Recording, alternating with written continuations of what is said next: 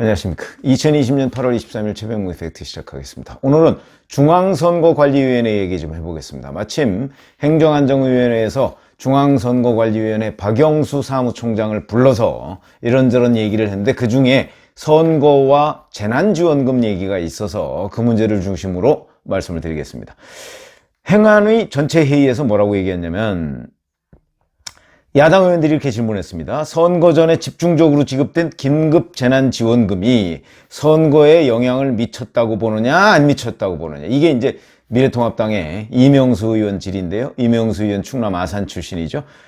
이 사람 질인데 여기에 박영수 선관위 사무총장, 장관급입니다. 선관위 사무총장은 이렇게 얘기했습니다. 당연히 영향을 미쳤을 거라고 보지만 그게 어떻게 영향을 미쳤는지는 말하기 어렵다. 이렇게 얘기를 했고요.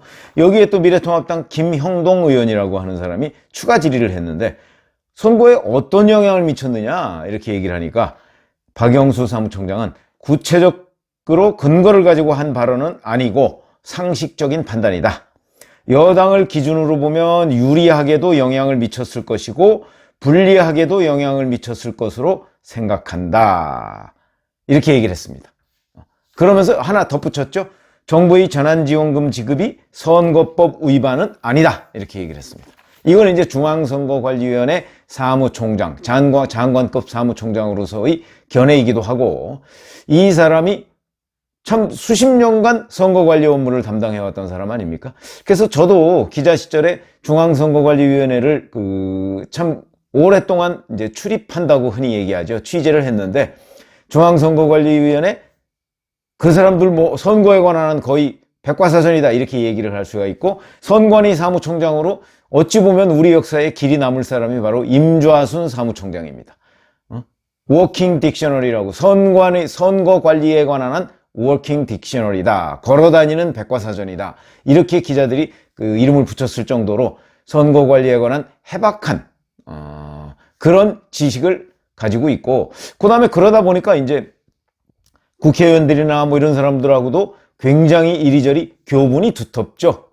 그래서 출마까지 했었는데 이런 선거 관리의 달인이 지역구 출마해서는 성공하지 못했습니다.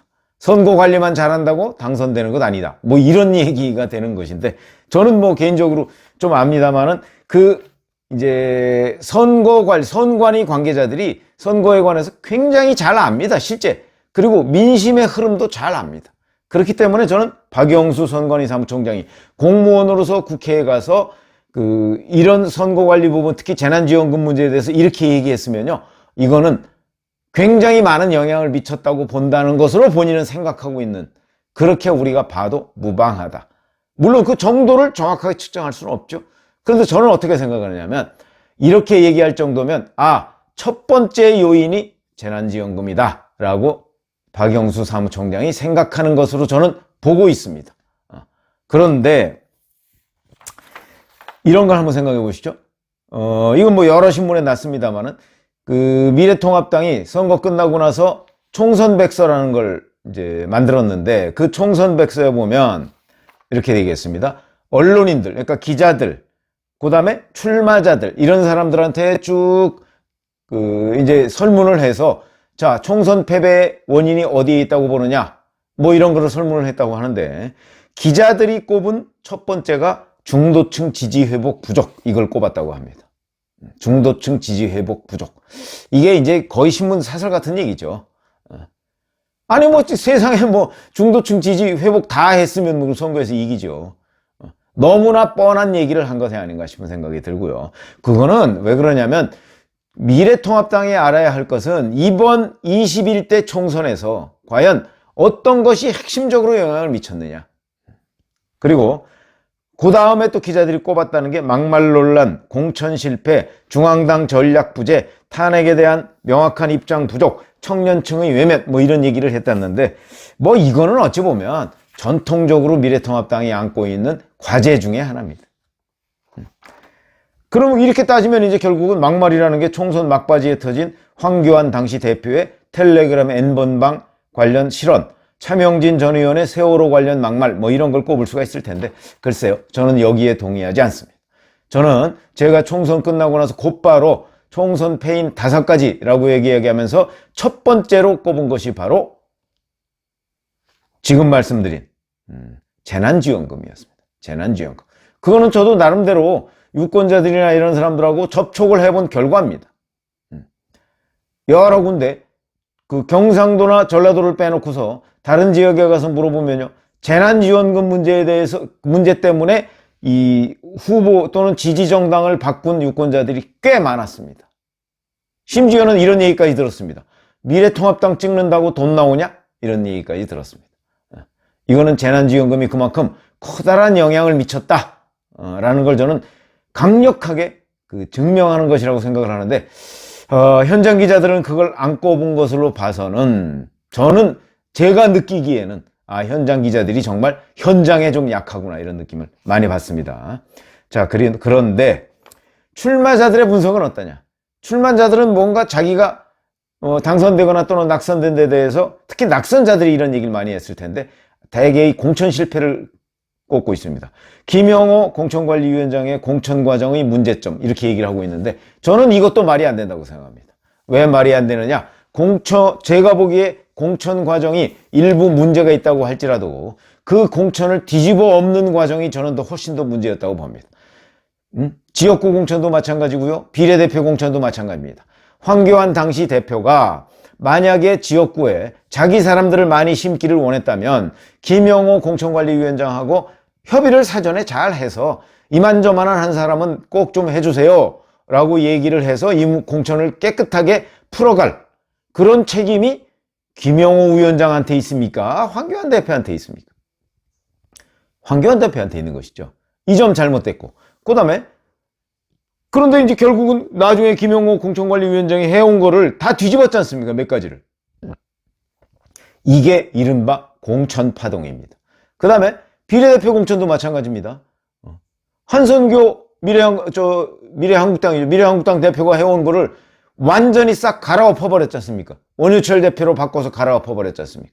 제가 말씀드리는 거는, 만약에 한선교가 자기 성대 후배라고 그래서, 후배가 아니고 성대 동기죠. 성대 동기라고 해서 막혔던 거 아닙니까? 그랬으면 사전에 한선교 의원과 밀접하게 소통을 해서, 자, 비례대표 공천을 내 뜻은 이런 거니까 이러이러한 방향으로 좀 해서 해주세요 라고 했는데, 만약에 한선교 대표가 그렇게 못하겠다 이렇게 얘기했으면 한선교 대표를 빨리 바꿔서 다른 사람으로 해서 자기 뜻을 관철시킬 수 있도록 해야 하는 것이, 그게 정치 지도자의 일반적인 정치 관행입니다. 그런데 다 해온 거 다 뒤집어 갈아엎어 버리고 이렇게 하니까 또 비례대표 공천 파동을 일으켰던 것이죠. 이런 것들이 크게 영향을 미친 거죠. 근데 백서제작 특위는 이렇게 얘기를 하고 나서 또 그 밖의 요인으로 바로 대선 후보군 부재, 그 다음에 정부 여당의 재난지원금 지급, 이래서 재난지원금 지급을 기타 사항으로 넣어놨습니다. 저는 이게 이 백서제작 특위가 헛다리를 짚었다 이렇게 생각하는 이유고요.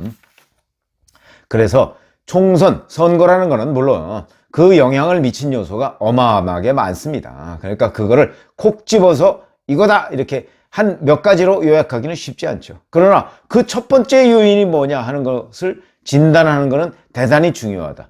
왜냐하면 그것은 그 진단을 정확하게 해야 다음 선거에서도 똑같은 실패를 반복하지 않는다, 이런 얘기거든요. 그런 점에서 본다면 저는 재난지원금 문제를 첫 번째로 꼽았고요. 자, 그러면 이제 2022년 대선이 있습니다. 2022년 대선도 저는 재난지원금 문제가 또는 어떤 식으로든 기본소득 문제가 나올 것이라고 봅니다. 그런 점에서 본다면 이번에 당원 당규 개정하는 그런 과정에, 특히 당원에 김종인 비대위원장이 기본소득을 제1항에 넣었죠. 탁월한 선택이라고 봅니다. 왜냐하면 2022년에 기본소득 얘기가 반드시 나올 것이기 때문에. 그러면 보나마나 또 민주당 쪽은 기본소득 도입하자고 할 겁니다. 그런데 도입하자고 해도 이미 색이 바랬습니다. 왜 바랬느냐? 김종인 비대위원장이 선수를 쳤기 때문에. 지금 기본소득은요, 민주당의 전유물이 아닙니다. 더 이상 이제는 기본소득은 미래통합당의 당원 제1항입니다. 기본소득을 실제 실행하느냐 실행하지 않느냐는 건 차원이 다른 문제입니다. 그런데 그 기본소득 개념을 당원에 끌고 들어온 사람은 여야 통틀어서 김종인 비대위원장이 먼저다. 이거는 기득권을 주장할 수 있는 것이고, 유권자들 사이에서도 기본소득을 주느냐 안 주느냐는 건 2022년 대통령에 누가 당선되느냐에 따라서 그 사람이 뭐 실천을 하느냐 안 하느냐의 문제고요. 그러나 기본소득을 주창한 사람이 누구냐? 김종인이다. 그 사람이 어느 당 소속이었지? 아, 비상대책위원장으로서 미래통합당을 이끌었다. 여기에 방점이 있는 겁니다. 그래서 김종인 비대위원장의 정무 감각을 제가 평가하고 있는 겁니다. 그게 무슨 얘기인지 아마 충분히 이해를 하실 것이라고 믿습니다. 그래서 바로 재난지원금도 그때 재난지원금이든 2022년에 재난지원금이든 기본소득이든 이런 문제가 반드시 또 민주당이 들고 나올 것이기 때문에 그거에 대해서 선제적으로 공세적으로 방어를 한 것이라고 봅니다. 그런 점에서 본다면 기본소득, 재난지원금 이런 것들이 굉장히 중요한 개념이고요. 아마 잠시 선거철이 이제 요새는 아니니까 이 문제를 조금 이렇게 수면 아래로 들어가 있겠지만 선거철이 다가오면 다시 민주당이 꺼낼 텐데 그때는 미래통합당도 이 부분에 관한 기득권을 주장할 수 있는 상황을 김종인 비대위원장이 만들었다는 점은 굉장히 중요하다. 그래서 제가 지금 언급을 하고 있는 부분이고요. 그 다음에 또 선관위에 관한 또 하나의 이슈가 있습니다. 권순일 중앙선거위원장의 임기 연장 문제인데 사실은 행정안전위원회에서 미래통합당 의원들이 많이 문제 제기를 했었죠. 박수영 의원은 이렇게 얘기했습니다. 18대 총선에서는 선거소송이 총 4건밖에 없었고 19대는 5건, 20대는 12건이었는데 이번 총선은 무려 125건이다. 이렇게 선거소송이 많이 됐다는 것은 중앙선거관리위원회가 그만큼 편파적으로 선거관리를 했다는 증거다. 그러니까 권순일 선관위원장 사퇴하라 이런 얘기고 이거보다 사퇴 얘기가 더 많이 나왔던 얘기는 바로 임기 문제입니다.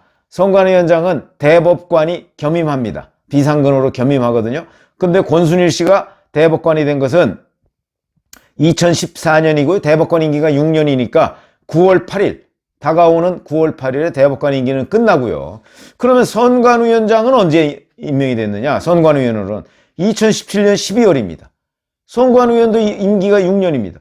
그러면은 지금 법적으로만 보면 앞으로 3년을 더 할 수 있습니다. 자, 이 3년을 더 할 수 있기 때문에 대법관 임기가 끝나도 계속 할 수 있느냐 없느냐? 순전히 법적으로만 따지면 할 수 있습니다. 그러나 지금까지 관행적으로 대법관 임기가 끝나면 선관위원장 임기를 내놨습니다. 그런데 권순일 중앙선관위원장은 지금 임기를 내놓겠다는 얘기를 안 하고 있습니다. 중앙선관위원장직을. 그러면서 뭐 여야 정치권을 찾아다니면서 마치 지금 자기가 더 할 수 있는 것처럼 더 할 수 있도록 해달라는 로비를 하고 다닌다는 소문이 여의도 정치권에 무성합니다. 이걸 가지고 이제 논란이 됐던 것인데 제가 보건대는 말이 안 되는 얘기다. 대법관이 아니면 중앙선관위원장이 되는 일이 없습니다. 지금까지 관행적으로. 그리고 물론 조금 대법관 임기가 끝나고 조금 더 한 사람은 있습니다. 몇 달 더 한 사람은 있는데 관행적으로 대법관 임기가 끝나면 그냥 중앙선거관리위원장직도 내놨다라는 관점에서 본다면 권순일 위원장도 당연히 내놔야 한다. 이걸 가지고 과욕을 부리면 안 된다. 자칫 잘못하면 그냥 망신만 당하고 만다. 이거는 정치판을 조금이라도 아는 사람은 금방 알고 권순일 중앙선관위원장이 뭐 선거에 관한 한 뭐 그렇게 많이 아는 사람도 아닙니다. 그냥 법관을 했을 뿐이죠. 그렇기 때문에 현실 정치 이 세계는 냉정하다 하는 걸 권순일 중앙선관위원장이 알았으면 좋겠고 다만 제가 오늘 요지로 말씀드렸던 것은 중앙선거관리위원회와 총선 뭐 이런 문제를 말씀을 드렸고요. 특히 재난지원금 문제를 말씀을 드렸습니다. 감사합니다.